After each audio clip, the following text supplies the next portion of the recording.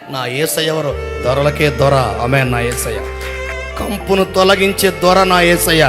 ఆమేన్. నటిస్తున్నావు కదా ఇప్పటికి నటిస్తున్నావు. మందిరానికి వస్తున్నావు, ఈ గంట సేపు ఇంటికి పోతావు, తాగుతావు, తిరుగుతావు, సినిమాలు, షికార్లు, బూతు బొమ్మలు, బూతు మాటలు, చిల్లర పాటలు, చండాలపు డ్యాన్సులు, గలీజు మాటలు, అక్కడ మాటలు ఇక్కడ మాటలు ఎక్కడ.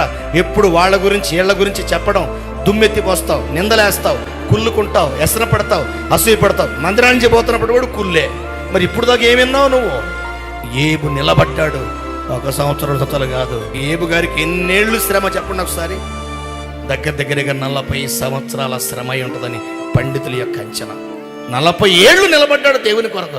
ఆ రాత్రికి రాత్రి చెలిపెంగుకొని దేవుడు నిలబడలా. జీవితాంతం అందరు వెళ్ళిపోయారు. ఎవరు లేరు తనకి. అందుకే యెహోవా కొరకు ఎదురు చూసేవారు నూతన బలాన్ని పొందుతారు. నువ్వు నెమ్మది పొందాలంటే అన్యుని యొక్క అలవాట్లు తీసుకోవాలి. నువ్వు రాజుల కొరకు, అధికారుల కొరకు నువ్వు ప్రార్థన చెయ్యాలి.